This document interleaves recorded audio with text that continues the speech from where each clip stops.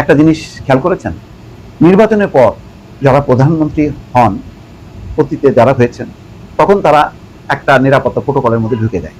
তখন পাবলিক প্রোগ্রামে খুব কম যান, খুবই নির্দিষ্ট যখন তিনি এতে যান, কোনো প্রকল্প উদ্বোধন করতে যান, এরকম কিছু অনুষ্ঠান ছাড়া, এবং যথারীতি সেটা করে চলে আসেন। অর্থাৎ জনসংযোগে আর যান, হয়তো জনসভা একটা করেন। তো ব্যতিক্রমী আজকে দেখলাম, মনে হচ্ছে যেন নির্বাচনী সফর, সামনে কোনো নির্বাচন আছে।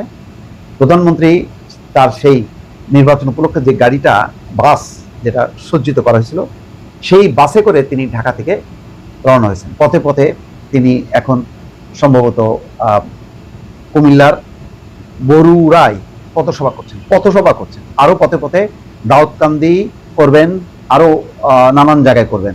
অর্থাৎ চাঁদপুর পর্যন্ত যতগুলি কুমিল্লার জেলা উপজেলা পড়ে সবগুলোতে তিনি করবেন। এটা আমি মনে করি যে তিনি একটা ব্যতিক্রম ধর্মী তার আয়োজন, যে যত বেশি জনসম্পৃক্ততা গড়ে তোলা যায়। এবং একটা কথা দেখেন, আজকে বলেছেন, দেশ পুনর্গঠন সরকারের একার পক্ষে সম্ভব নয়, প্রয়োজন জনগণের সক্রিয় অংশগ্রহণ। জনগণকে সাথে নিয়ে তিনি দেশটা পুনর্গঠন করতে চান। এই কথার মধ্য দিয়ে একটা জাতীয় ঐক্যের একটা ডাক আছে। এবং নির্বাচনের পর তিনি কিন্তু যে তার সেই তেজগাঁয় খুবই সুসজ্জিত নিরাপত্তা বেষ্টিত যে কার্যালয় আছে, সেখানে কিন্তু ঢুকে বসে থাকেন। আমি কয়েকদিন সচিবালয় গেছি, দেখলাম যে ওই গিজগিজে অবস্থার মধ্যে তিনি সচিবালয়ে অফিস করছেন।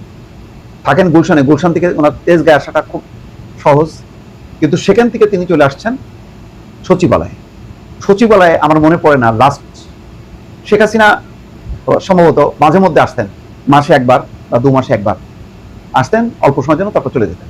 কিন্তু ওই গণভবন আর তেজগাঁয় যে প্রধানমন্ত্রীর কার্যালয়, সেখানেই তিনি সীমাবদ্ধ থাকেন। কিন্তু তারেক রহমান দেখেন, এগুলি খেয়াল করেন, মানে একটু মেলানোর চেষ্টা করেন যে আগের সাথে এখনকার, আমরা যাতে অতীত ভুলে না যাই। তিনি সচিবালয়ে বসছেন, মন্ত্রীরা, সমস্ত মন্ত্রণালয়গুলো তখন অ্যাক্টিভ থাকে। মন্ত্রীরা তখন তারা মনে করে যে কোনো মুহূর্তে হয়তো ডাক পড়তে পারে, যে কোনো মুহূর্তে হয়তো প্রধানমন্ত্রী তার মন্ত্রণালয়ে চলে আসতে পারে, এবং এসছেনও তিনি। ফ্লোরে তিনি ঘুরেছেন। আজকে দেখেন, এই যে পথসভা করতে করতে যাচ্ছেন, এরকম সাধারণত প্রধানমন্ত্রীরা করে না, কিন্তু তিনি ওই রাজনৈতিক দলের নেতারা যেভাবে করেন সেভাবেই করছেন। অর্থাৎ মানুষের কাছ থেকে বিচ্ছিন্ন হচ্ছেন না। ঢাকা বিশ্ববিদ্যালয়ের কথা চিন্তা করেন, তিনি সমস্ত প্রোটোকল উপেক্ষা করে, আমি তো নিজে ব্যক্তিগতভাবে আতঙ্কিত হয়েছি। উপর থেকে যে মানে দৃশ্যগুলো, ভিডিও শটগুলো আমি দেখলাম, তাতে এত হাজার হাজার মানুষ দেখলাম যে বিশ্ববিদ্যালয়ের বিভিন্ন থেকে, কলা ভবনের বিভিন্ন ফ্লোর থেকে ছুটে ছুটে আসছে সাধারণ ছাত্রছাত্রীরা, শিক্ষার্থীরা আসছে দেখার জন্য। এবং মানে তিনি যত হাঁটছেন, পথ আস্তে আস্তে বিশাল বড় হচ্ছে, এবং তার পাশে যে সিকিউরিটি এবং তার ব্যক্তিগত কর্মকর্তারা হিমশিম খেয়ে যাচ্ছেন, এবং সমস্ত ধাক্কাটা তাদের উপরে গেছে। তারপরেও কিন্তু প্রধানমন্ত্রী নির্বিকার, তার নিরাপত্তা নিয়ে কোনো রকম ভাবনা নেই। এইরকম ঘটনা সাধারণত আমি দেখি না। আমি লাস্ট কবে দেখছি আমার মনে পড়ে না।